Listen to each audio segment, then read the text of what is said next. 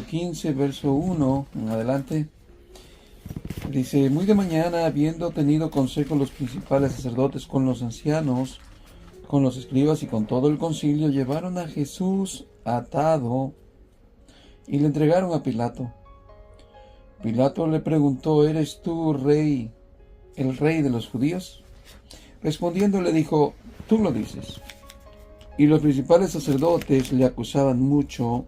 Otra vez preguntó Pilato diciendo: ¿nada respondes? Mira de cuántas cosas te acusan. Mas Jesús ni aun con eso respondió, de modo que Pilato se maravillaba. Muy bien, ¿qué vemos ahí? Qué bueno que Jesús ya es traído ante la autoridad, ahora sí, la autoridad política, la autoridad civil, después de que ya lo habían enjuiciado los sacerdotes, después de que ya le habían dado sentencia a ellos mismos, pero que lo habían hecho todo injustamente, que habían hecho juicio incorrecto, no solamente de noche, no fue en un lugar público, un lugar de juicio, de un lugar apropiado para la justicia, no en ese lugar donde lo llevaron a casa de el sumo sacerdote Anás, sino que hicieron todo oculto y todo transgrediendo las leyes civiles, y hicieron un juicio totalmente injusto ante Jesús. Vimos también a Pedro negar a Jesús las 3 veces, antes que cantara el gallo 2 veces.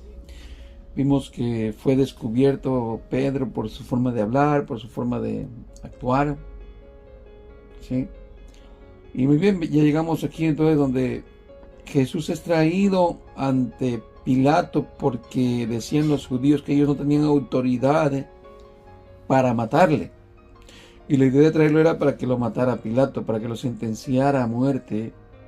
Imagínense, esto era el pueblo santo de Dios que está haciendo el juicio contra Jesús, y juicio de muerte. Muy bien.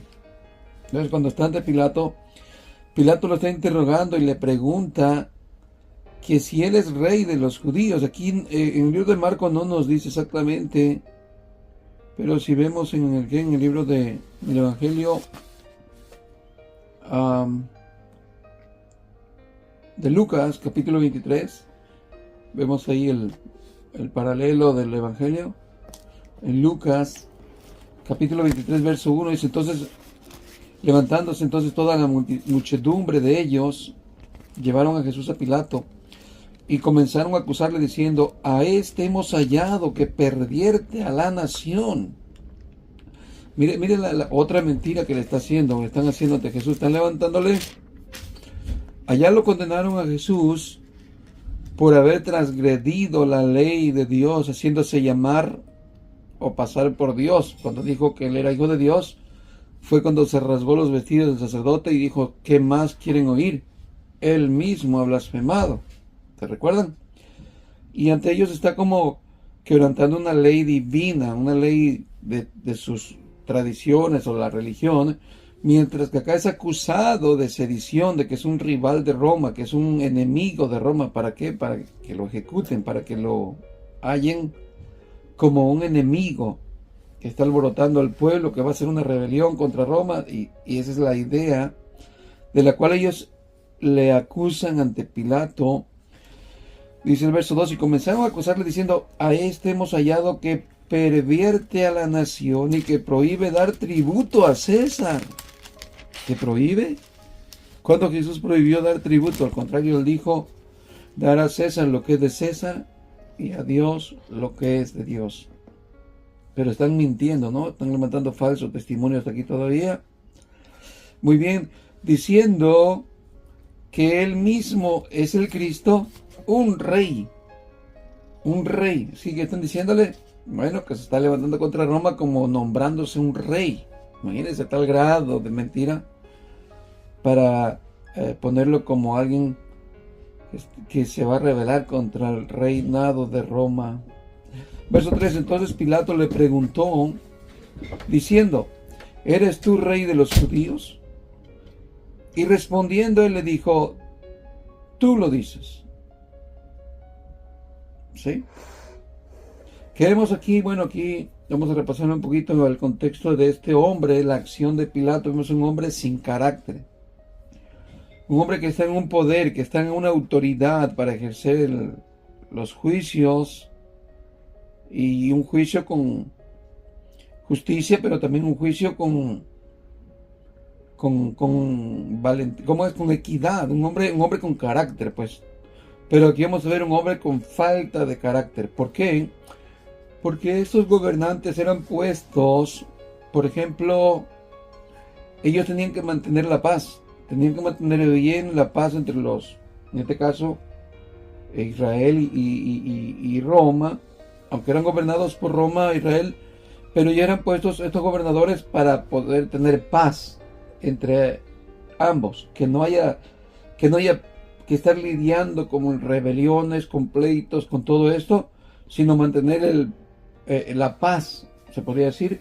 Pero eso hacía que él tenía que quedar bien, tanto con el pueblo como tanto con sus gobernantes arriba de él, porque si no lo hacía, no buscaba que estuviera tranquilo la nación, venían sobre ellos los líderes que estaban arriba de estos gobernantes, ¿sí?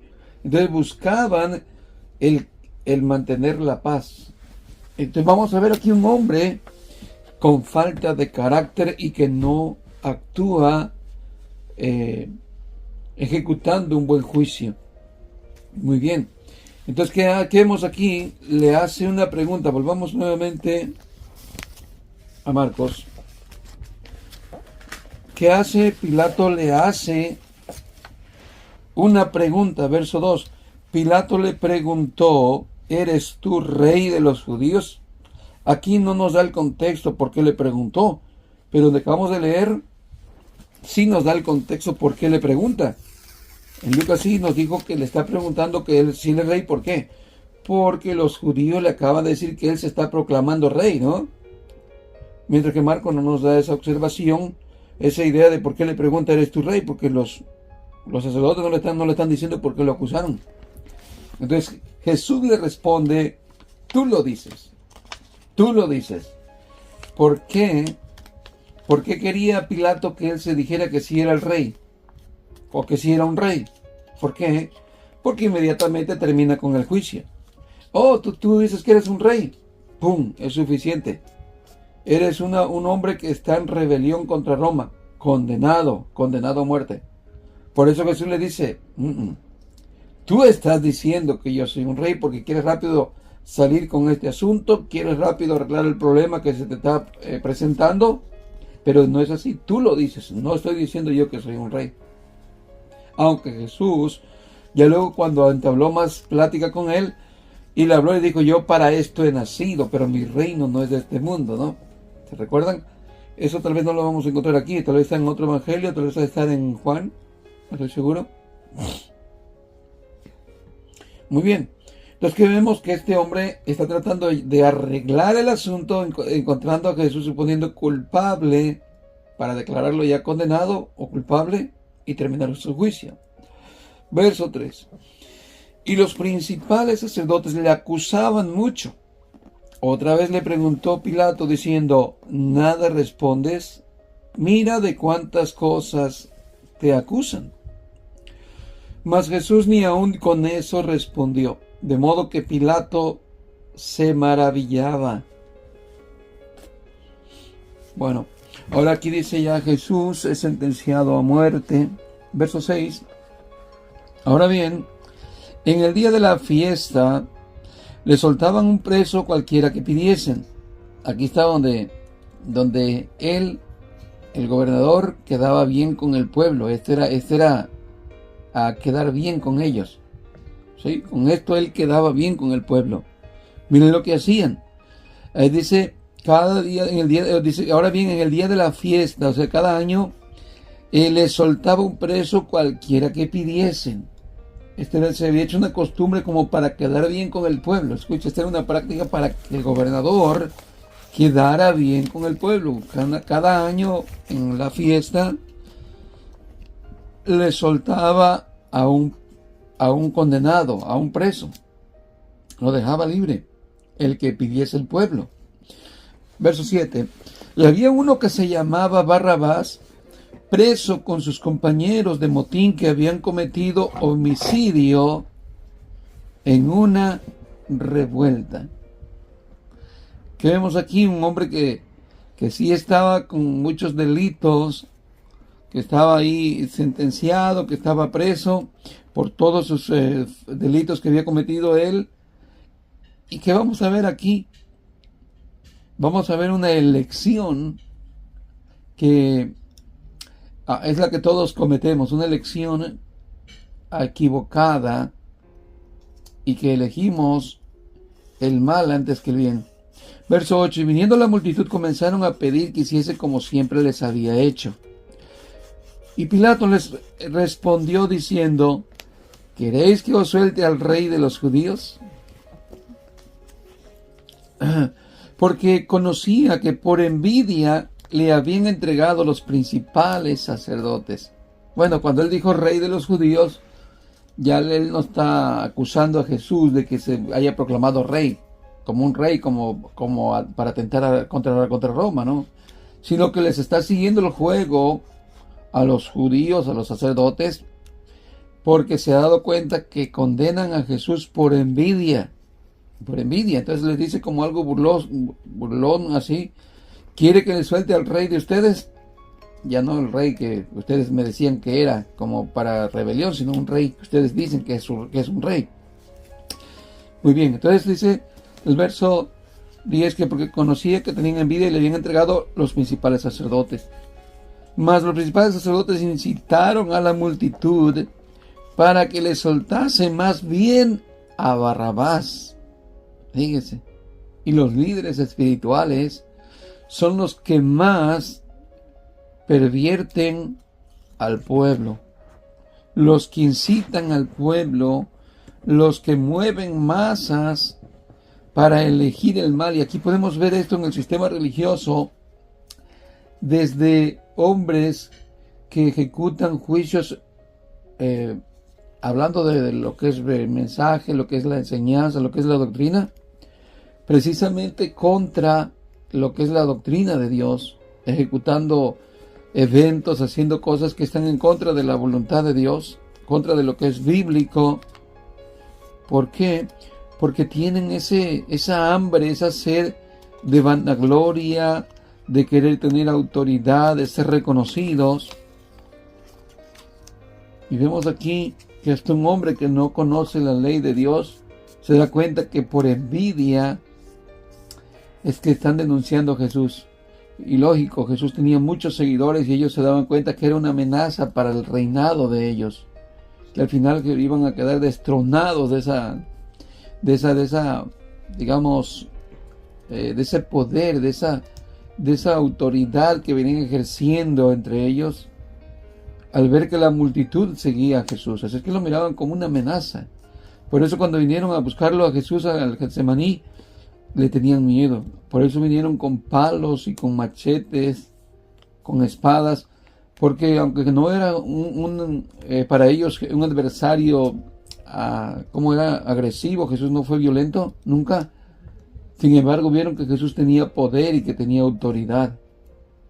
Y vemos cómo el enemigo muestra su temor, su miedo. Por eso vinieron a buscar a Jesús, a prender a Jesús con palos y espadas, siendo Jesús alguien muy, muy noble, muy sencillo. Muy bien, pero vemos que todo eso era la envidia que sentían dentro de ellos.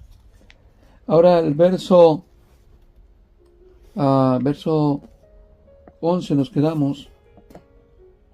Mas los principales sacerdotes incitaron a la multitud para que le soltase más bien a Barrabás. Mire, cuando hay predicadores que te incitan a lo que es algo fuera de la voluntad de Dios, incluso el practicar el legalismo, ya hemos aprendido mucho acerca del legalismo, que es un enemigo muy fuerte contra la palabra de Dios, que te incitan a no tocar esto, a no vestir esto, a no hacer esto, no comer esto, y automáticamente están incitando a las multitudes a a pedir lo que es malo, a aceptar lo que es malo, a aceptar lo que es incorrecto. Y por eso las iglesias están llenas de tanta amargura y división y odio, de que los que están viviendo un legalismo condenan a otros porque no tienen una falda larga, porque no traen un cabello sin tocarse las puntas, etcétera. Pero imagínense, los mismos líderes espirituales incitan a los feligreses a hacer lo que es incorrecto. Así vemos entonces aquí que ellos están incitando a la multitud que pidan a Barrabás. Fíjese. Dice, para que soltase más bien a Barrabás. Y verso 2 dice, respondiendo Pilato les dijo otra vez, ¿qué pues queréis que haga del que llamáis rey de los judíos? Y ellos volvieron a dar voces, crucificadle. Pilato les decía, pues qué mal ha hecho. Pero ellos gritaban aún más, crucifícale. ¿Sí? Crucifícale. Verso 15, Pilato, queriendo satisfacer al pueblo, aquí está, este hombre quería quedar bien con el pueblo. Usted sabe que si hay líderes hoy en día, tanto en la justicia política, que son líderes ellos para ejecutar un buen juicio, y muchas veces por quedar bien, o porque reciben beneficios de esa persona, que tal vez sea un millonario, un rico, condenan al pobre, sin derecho a juicio justo. Lo mismo en las iglesias. Hay pastores líderes que en vez de ejecutar un juicio contra el que está haciendo el delito, el que está haciendo el pecado, lo pasan por alto, lo consienten y vienen juzgando a gente inocente, gente humilde, ejecutando juicios en contra del que no ha hecho el mal y ejecutando falsos o juicios inadecuados a los que han hecho el mal. Todo por ganarse el favor de los que están aportando más dinero, de los que son gente de reconocimiento, por estar haciendo quedar bien con ellos. Y Pilato aquí está quedando bien con los judíos. Está queriendo congraciarse con ellos.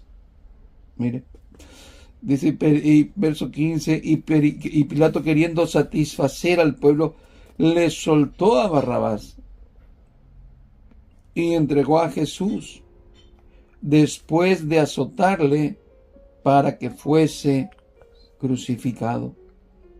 Imagina, este hombre tenía una autoridad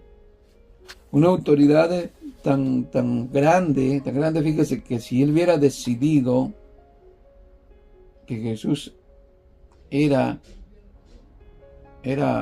inocente, él hubiera dicho simplemente, a este hombre lo he juzgado, a este hombre lo he examinado, y mi determinación, este hombre es inocente y no hay más. Pueden decir lo que ustedes quieran, pero este hombre lo absuelvo porque él no tiene ninguna culpa. De hecho lo llegó a decir, pero no lo ejecutó. Y los judíos podrían haber brincado lo que hubieran querido hacer los sacerdotes y los fariseos, y no hubieran podido haber hecho nada. Pero en otro evangelio, creo que no es aquí, a ver, ¿no es aquí? A ver, veámoslo en otro evangelio, veámoslo en Juan capítulo, ¿qué sería? 19. El 19 y el verso 10. Entonces le dijo Pilato, ¿a mí no me hablas? ¿No sabéis que tengo autoridad para crucificarte y que tengo autoridad para soltarte? Fíjese. Pilato está admirado del silencio de Jesús, de cuánto se le está acusando. Y él mismo lo interroga, él mismo le hacen tantas preguntas. ¿Sí? Pero Jesús le ha contestado, sí le ha contestado varias, pero a veces no le contesta. Entonces Pilato se pone en una posición de juez ante Jesús, pero un juez con falta de carácter, con mucho carácter, pues así, débil, un hombre débil. ¿Sí?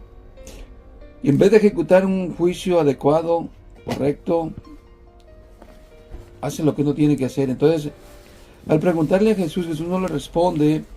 Y él le dice, a mí no me respondes, a mí no me hablas, no sabes que tengo autoridad para crucificarte y que tengo autoridad para soltarte. Verso 11, respondió Jesús, ninguna autoridad tendrías contra mí si no te fuese dada de arriba. Por tanto, el que a ti me ha entregado, mayor pecado tiene. Desde entonces procuraba Pilato soltarle, pero los judíos daban voces diciendo, si a este sueltas no eres amigo de César. Todo el que se hace rey a César se opone. Entonces Pilato, oyendo esto, llevó fuera a Jesús y se sentó en el tribunal en el lugar llamado el enlosado y en hebreo Gábata,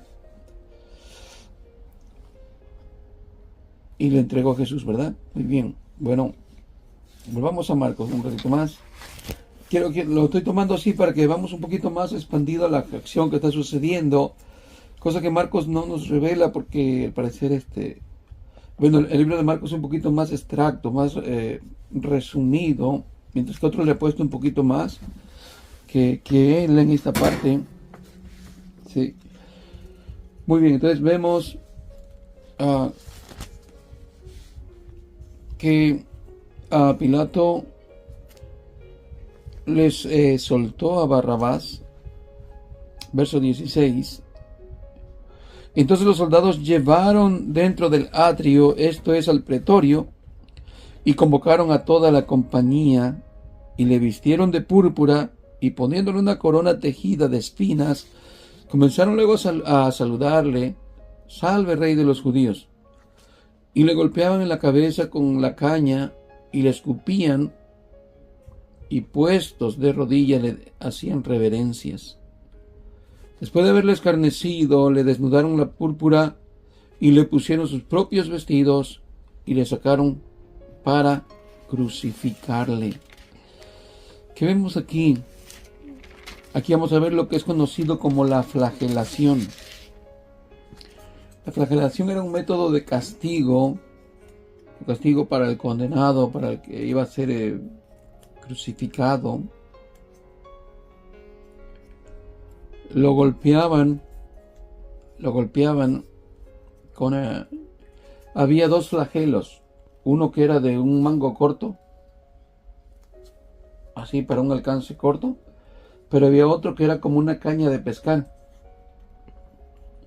que tenían bolas de plomo en sus tiras, bolas de plomo, y esas bolas de plomo al golpear la espalda, al golpear el cuerpo, eran golpes muy duros que mayugaban y salían moretones, pero coagulaban la sangre. Donde hacían el moretón, la sangre quedaba coagulada. Y tenían que tener mucha preparación los ejecutadores. Tenían que ser especialistas en manejar estos aparatos de los flagelos, porque si le daban un golpe demasiado fuerte, pasado fuerte, le podían romper el pulmón.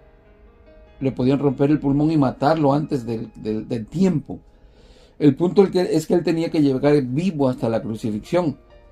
Y aunque casi lo despedazaban, su cuerpo exteriormente entre moretones, y había en las puntas también piedras con filo o garfios de huesos, que al momento que golpeaba, también los ganchos extraían la piel, rasgaban la piel, la rebanaban la piel, como si quisieras hacer tiras, así tiras, rayas. Les golpeaba los moretones y los garfios entraban y al jalar desgarraban la piel, partían la piel. Entonces esto tenía que tener mucho tacto los ejecutadores, el que ejecuta, ¿cómo se llama?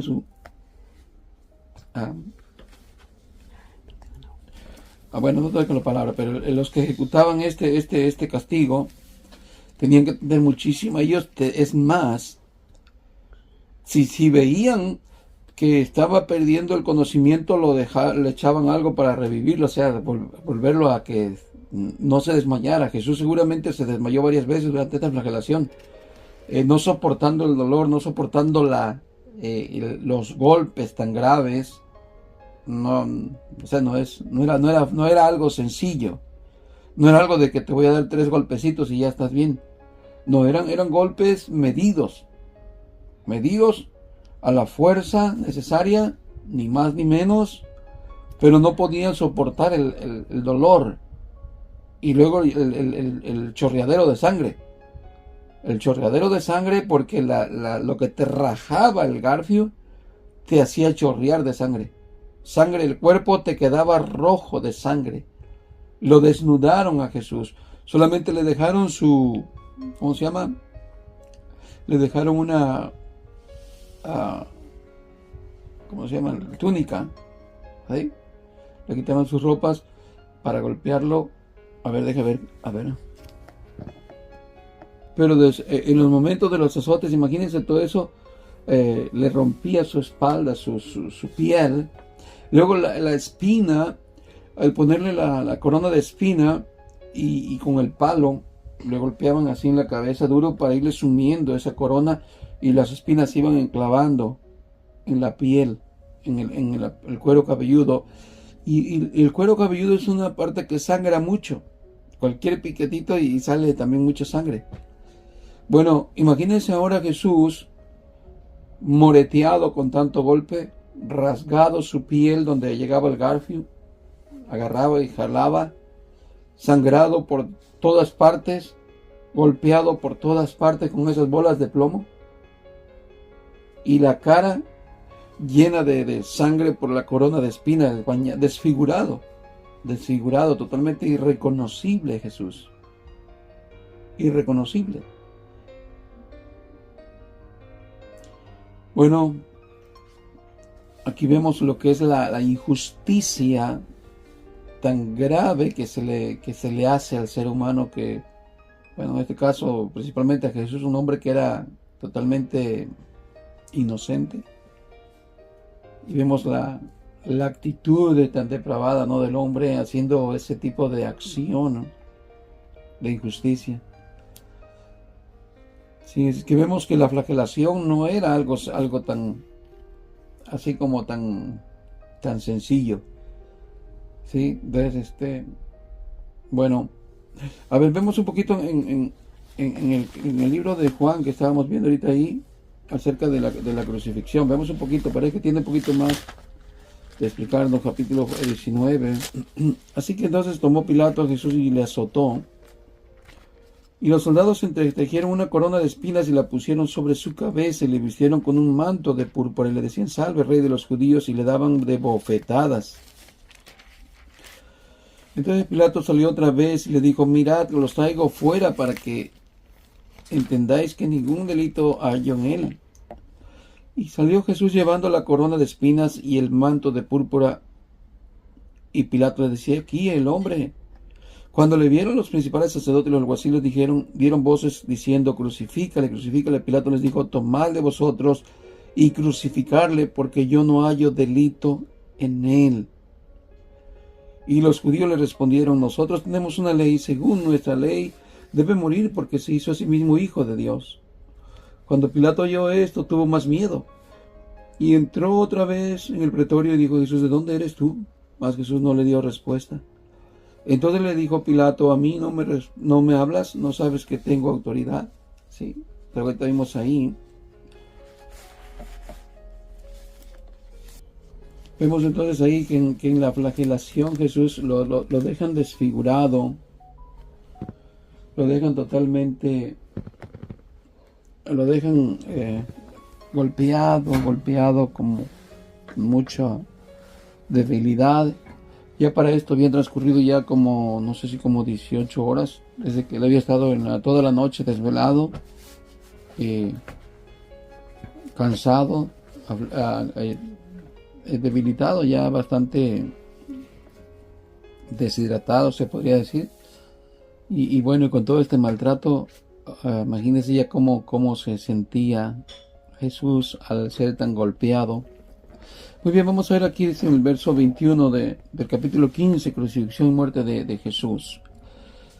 Obligaron a uno que pasaba, Simón de Cirene, padre de Alejandro y de Rufo, que venía del camino o del campo, a que llevase la cruz. Este es un discípulo de Jesús. Este Simón de Cirene.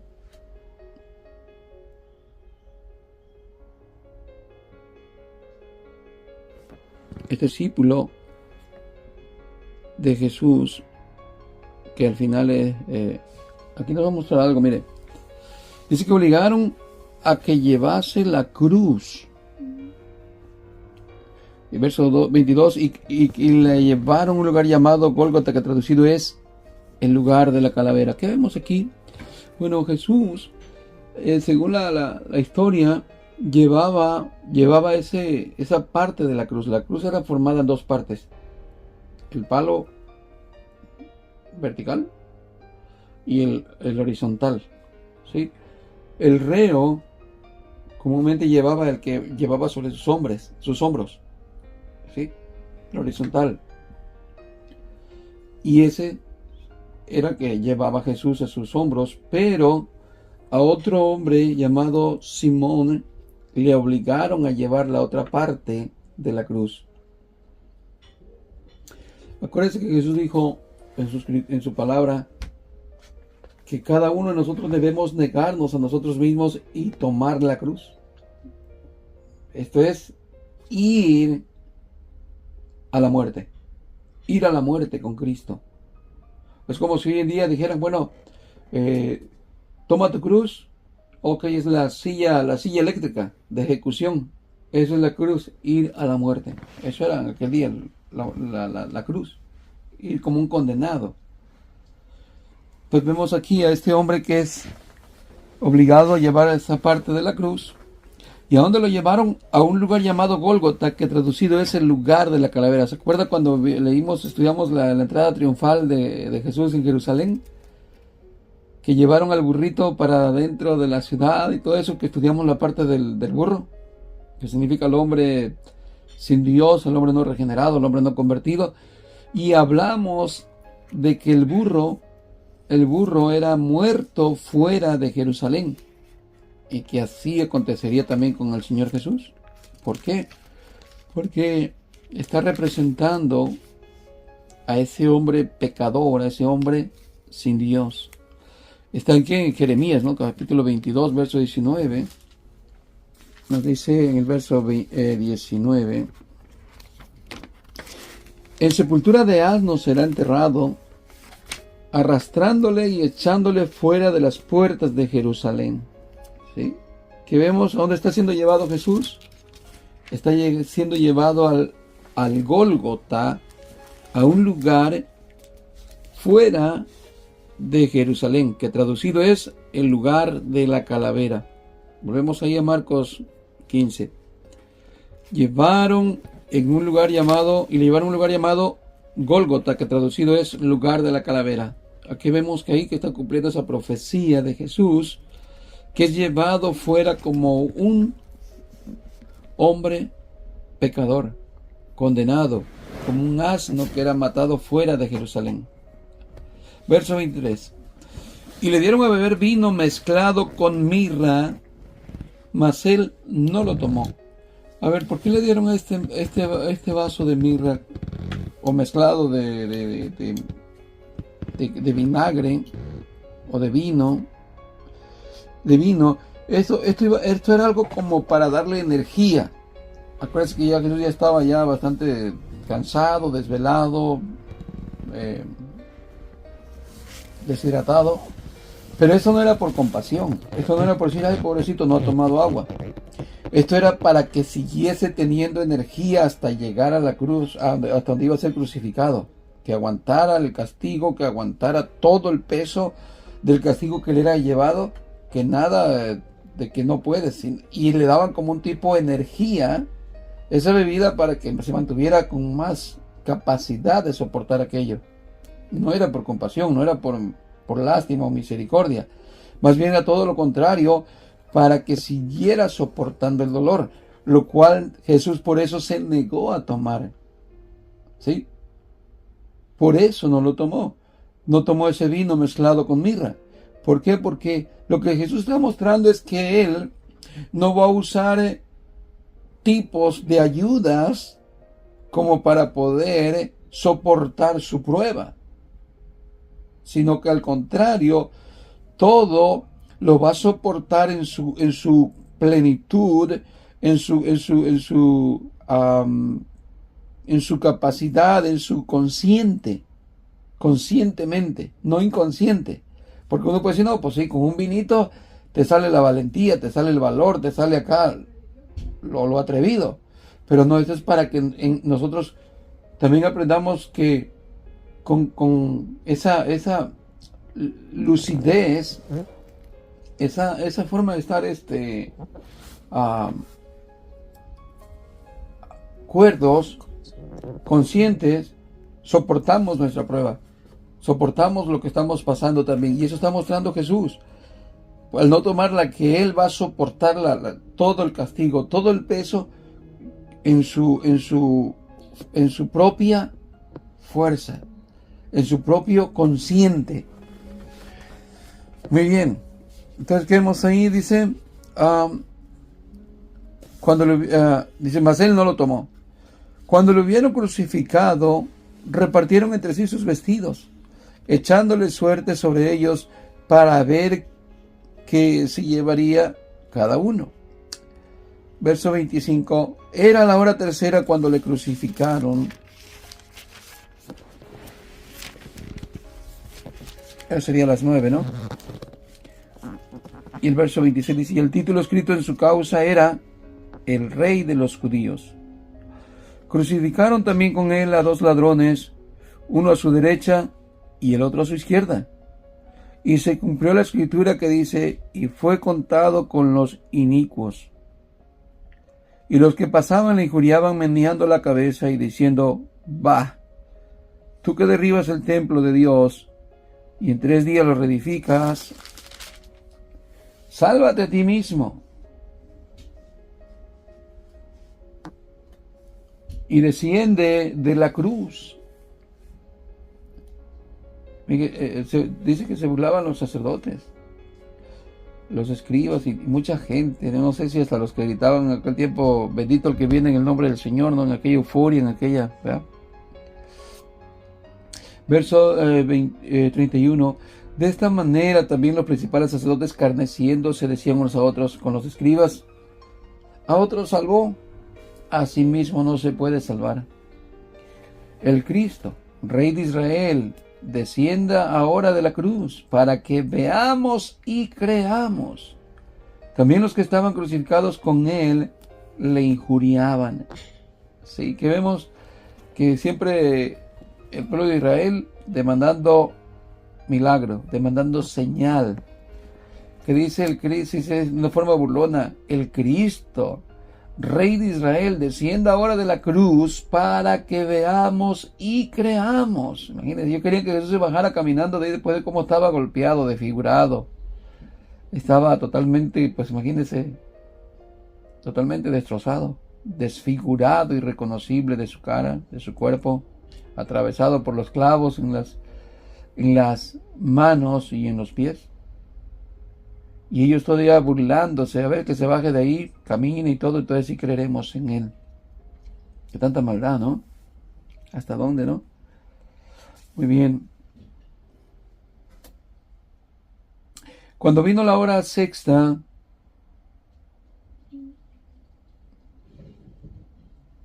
hubo tinieblas sobre toda la tierra hasta la hora novena. 3 horas de oscuridad. Dice, verso 34, y la hora novena, Jesús clamó a gran voz diciendo, Eloi, Eloi, lama sabactani, que traducido es, Dios mío, ¿por qué me has desamparado? Y algunos de los que estaban allí decían al oírlo, mirad, llama a Elías. Y corrió uno, empapando una esponja en vinagre, y poniéndole en una caña le dio a beber, diciendo, dejad, veamos si viene Elías a bajarle. Mas Jesús, dando una gran voz, expiró. Otra vuelta, ¿por qué le llevan el vinagre? Lo mismo cuando le dieron el vino. Querían que Jesús se mantuviera más vivo todavía para que siguiera sufriendo. Y más aún porque ellos decían, oh, está llamando a Elías. Y tenemos una creencia de que Elías aparece en el cielo, Elías socorre a los pobres, Elías, ¿no? Tenían esa idea. A ver, veamos, a ver si Elías va a venir por él, vamos a ver si va a venir por él. Pero era una forma burlona, porque no estaban considerándolo que en verdad iba a venir, porque él fuera un hombre justo o bueno, sino lo vieron como alguien malvado, condenado, y lo que hacían era más castigo. A ver, démosle beber para que no se muera inmediatamente y que siga aguantando para ver si va a venir Elías. Era toda una burla, era todo un desprecio ante Jesús. Aunque ya lo habían desfigurado, ya lo habían de todo así, sangrado. Imagínense la flagelación de Jesús después de que lo maltrataron muchísimo en el pretorio. El pretorio es un lugar de los romanos para ejecutar para que el verdugo, era la palabra, el verdugo, que ejecutara ese castigo ante el condenado, el reo condenado. Pero Jesús le hicieron eso, y ¿sabe qué hicieron después? Le pusieron su manto, y le pusieron su manto en todo su cuerpo lleno de sangre, pelado su cuerpo, como pelado, desgajado de la piel.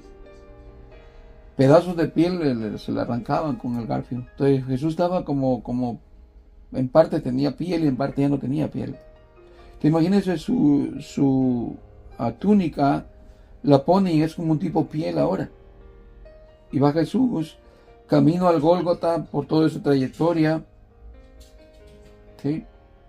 No sé cuánto tiempo se llevó, pero sin duda en ese tiempo la túnica se adherió a la carne de Jesús, ya no a la piel, sino a la carne ensangrentada, en la carne, ¿cómo es? Pelada, y ahora es como una costrita, como cuando nosotros hemos tenido una cortada, ¿no? Y la sangre misma se vuelve como un protector, como una costra. Ahora imagínate, quítate tú la costra. Y otra vuelta el dolor, otra vuelta ensangrar. Eso hicieron a Jesús. A Jesús cuando le quitaron su manto, otra vuelta para crucificarle, para colgarlo en la cruz, la sentencia era que al condenado lo crucificaban desnudo, totalmente sin nada de ropa. Pero a Jesús, por ser judío, le daban la dignidad de que tuviera tapadas sus partes íntimas, un tipo calzoncillo. Eso era lo único que tenía Jesús al momento que lo crucificaron. Pero otra vuelta, al quitarle su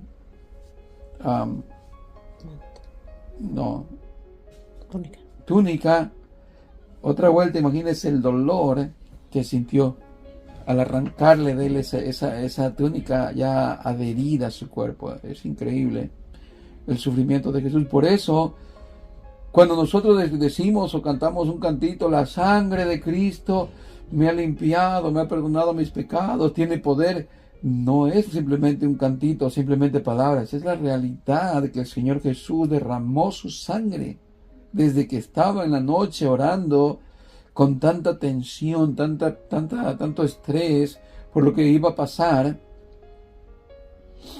y que el Padre no le contestaba a su oración que si era posible no pasar aquella copa. Él ya está sufriendo y ya derramando su sangre desde ese momento para sufrir nuestra culpa.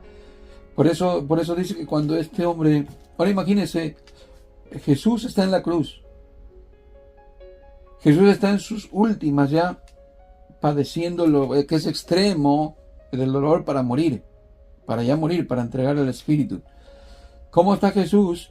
Jesús está crucificado y sus manos están soportando el peso de su cuerpo. Imagínense el dolor que le han atravesado las venas, le han atravesado los músculos, y ese dolor está soportando el peso de Jesús, el peso.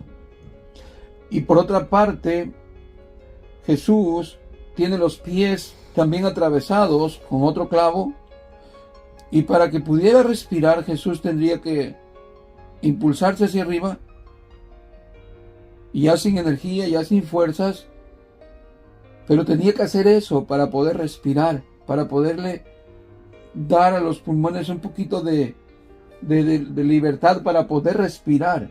¿Y cómo está el corazón de Jesús? El corazón de Jesús está a punto de explotar, porque no solamente ya no tiene casi sangre. Imagínense lo que ha sangrado en el pretorio, lo que ha sangrado con la corona de espina, lo que ha sangrado por lo que le han quitado la túnica. Ya Jesús ya casi se ha vaciado en sangre. Por eso cuando el centurión mete su espada o su lanza en el costado de Jesús, ya no sale casi sangre, sino lo que sale ya es un poco de sangre, un poquito de sangre, y sale agua, porque ya casi ya no hay sangre. Ahora el corazón está batallando, el corazón está a punto de explotarle a Jesús porque ya no hay suficiente sangre para mantener la vida. Si ya no hay sangre, tampoco hay lo que se llama aire, ¿cómo se llama? Ya no hay oxígeno, gracias. Y los pulmones están batallando para conseguir oxígeno. Y mientras Jesús no se impulse para arriba, no hay forma de cómo alcanzar la respiración. Y el corazón no solamente no tiene casi sangre, sino que tiene sangre coagulada. Sangre que se ha hecho dura por los golpes de las bolas de plomo que fueron los que flagelaron a Jesús. Que lo molieron, literalmente estaba molido y las venas reventadas, la sangre no podía circular como normalmente circula porque estaba coagulada la sangre. Entonces el corazón está a punto de explotarle a Jesús. Y bien se levanta para respirar o ya no tiene fuerza para levantarse, una de dos. Muy bien, entonces que vemos que Jesús está en último ya respirar. Y es donde clama a Dios, clama al Padre, dice: Dios mío, ¿por qué me has desamparado? ¿Por qué me has abandonado? La semana pasada hablábamos de eso, ¿no? De que Jesús experimentó el dolor no solamente físicamente, sino todo lo que es emocionalmente. Por eso decía en su expresión: mi alma está afligida hasta la muerte, mi alma, mis sentimientos, estoy desbordado de tristeza, de soledad, de abandono. Lo abandonaron todos los discípulos. Pero aquí ya en la cruz, Él mismo es abandonado por el Padre en ese momento, ¿no? ¿Por qué? Porque no podía morir mientras no es abandonado por el Padre, mientras no es dejado. Aparte, Dios no puede estar junto a Jesús mientras Él está ahí para purgar el pecado de todos nosotros. Y por eso Jesús es dejado por el Padre. Quisiera que viera esto en el Salmo. ¿Cuál Salmo está? Capítulo 22, hermanos. Salmo capítulo 22. Dice ahí, verso 1: Dios mío, ¿por qué me has desamparado? ¿Por qué estás tan lejos de mi salvación y de las palabras de mi clamor? Parece Jesús orando 3 veces. Padre mío, si es posible. Verso 2: Dios mío, clamo de día y de noche, o clamo de día y no respondes, y de noche y no hay para mí reposo. Verso 3, aquí está la respuesta. ¿Por qué Jesús entendió que lo abandonaba el Padre? ¿Y por qué no hubo una respuesta a lo que Él pudiera haber querido, no ir a la cruz? Pero tú eres santo. Ahí está. Dios se separa de Cristo porque Dios es santo. Y Cristo está como un condenado. Está llevando todo el peso de nuestros pecados. Por eso es que Dios lo desampara, Dios lo deja solo en ese momento. Aquí está la respuesta. Pero tú eres santo. Tú que habitas entre las alabanzas de Israel. Verso 4: En ti esperaron nuestros padres, esperaron y tú los libraste, clamaron a ti, fueron librados, confiaron en ti y no fueron avergonzados. ¿Qué significa esto? Que Dios tuvo compasión de los hombres mortales y pecadores, pero ni aun de su Hijo hizo eso. ¿Por qué? Porque estaba juzgando el pecado de todos los que habíamos de creer en Él. No por toda la humanidad, acuérdense, no por todo el mundo, sino por todos los que habían de creer en Él. Jesús murió por los que habían de ser salvos. El que no va a ser salvo tendrá que ir a pagar su cuenta en el infierno, en el lago de fuego, en la condenación eterna, porque automáticamente Cristo no murió por él, por cuanto no recibió el amor de la verdad, sino que creyeron a la mentira. Más verso 6. Mas yo soy gusano y no hombre. O sea, para mí no hubo ese apoyo, para mí no hubo esa respuesta, ni aún de Dios. Oprobio de los hombres y despreciado del pueblo. Todos los que me ven me escarnecen. Sí, voltean la cara. ¿Se acuerdan que decían? Bájate de ahí, va, decía con una palabra así de, no sé cómo significa en nosotros nuestro idioma, va, es burlón, ¿no? Va, así algo burlón. Y dice, todos los que me ven me escarnecen, estiran la boca, menean la cabeza, diciendo, se ha comendado al Señor, libre de él, sálvele, puesto que en él se complacía. Verso 9, pero tú eres el que me sacó del vientre, el que me hizo estar confiado desde que estaba en los pechos de mi madre. Sobre ti fui echado desde antes de nacer, desde el vientre de mi madre, tú eres mi Dios. No te alejes de mí, porque la angustia está cerca, porque no hay quien ayude. Me han rodeado muchos toros fuertes, toros de Basán me han rodeado. Abrieron sobre mí su boca como león rapaz y rugiente. ¿Quiénes serían estos leones? Los ejecutores, ¿cómo dije que se llamaban?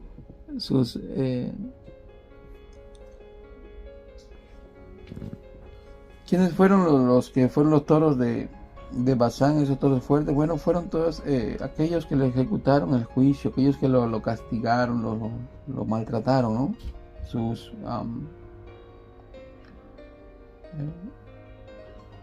Los que ejecutaron ese juicio indebido. Muy bien, ahora el verso 14. He sido derramado como aguas y todos mis huesos se descoyuntaron. Mi corazón fue como cera. Aquí está. Cuando Jesús estaba en la cruz, su corazón se estaba despedazando, estaba derritiendo, estaba explotando por la falta de sangre y por la sangre coagulada. Oh, sí, su verdugo, ¿no? Ellos fueron sus verdugos. Los toros de Basán fueron sus verdugos, los romanos que le dieron ese maltrato, ¿no? Y dice verso, derritiéndose en medio de mí mis entrañas. Imagínense el dolor. Verso 15, como un tiesto se secó mi vigor, una deshidratación, y mi lengua se pegó a mi paladar. ¿Se recuerda que Jesús dijo, tengo sed? Y le dieron una caña con vinagre en vez de darle agua. Ya entendimos por qué le daban el vinagre, que lo quería mantener vivo para que siguiera respirando y soportando todo el castigo. Dice, mi lengua se pegó a mi paladar. Literalmente a Jesús se le pegó su lengua. Estaba totalmente deshidratado, seco. Y me has puesto en el polvo de la muerte. Verso 16. Porque perros me han rodeado. Esto de perros tiene que ver con la práctica de la religión falsa. Perros, gente carroñera. Carroñera quiere decir que come lo que es pecaminoso. Eso tiene como un significado espiritual. Perros me han rodeado. Me ha cercado cuadrilla de malignos. Horadaron mis manos y mis pies. Contar puedo todos mis huesos. Entre tanto ellos me miran y me observan. Repartieron entre sí mis vestidos y sobre mi ropa echaron suertes. Mas tú, Señor, no te alejes, fortaleza mía, apresúrate a socorrerme. Líbrame de la espada, o libra de la espada mi alma, del poder del perro mi vida. Sálvame de la boca del león. La boca del león representa Roma, ¿no? El escudo de Romanos, un león. Y líbrame de los cuernos de los búfalos. Anunciaré tu nombre a mis hermanos, en medio de la congregación te alabaré. Bueno, vemos todo este acontecimiento que está en Jesús. Volvamos a Marcos capítulo 15, ya vamos a terminar, ya vamos a cerrar aquí. Estamos en el verso...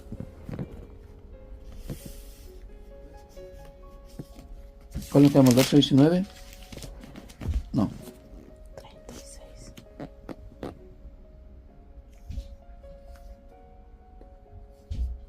¿A qué vamos? 36. Gracias, hermano.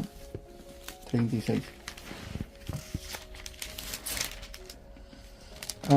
Corrió uno y empapando una esponja en vinagre, poniéndole en una caña, le dio a beber, diciendo: dejad, veamos si viene Elías a bajarle. Mas Jesús, dando una gran voz, expiró. Entonces el velo del templo se rasgó de dos, de arriba abajo. Y el centurión que estaba frente a él, viendo que después de clamar había expirado así, dijo: verdaderamente este hombre era Hijo de Dios. Hasta ahí nos vamos a quedar, hermanos, ya. Ya la próxima semana vamos a explicar aquí del velo, el velo que se rasgó del templo. Y vamos a ver a las mujeres que estaban más cerca de Jesús. María Magdalena y María, la otra María, ¿no? La madre de José y de Salomé. Bueno, vamos a darle gracias a Dios, mis hermanos, y orar. Es como para de verdad uno ponerse, no en como dicen, en princeso, pero esto es algo muy doloroso, la verdad, lo que Jesús sufrió. Y viéndolo así con el estudio, con rasgos muy profundos, la verdad que se contrite uno del espíritu, del alma, porque es algo muy injusto lo que vivió Jesús, totalmente injusto.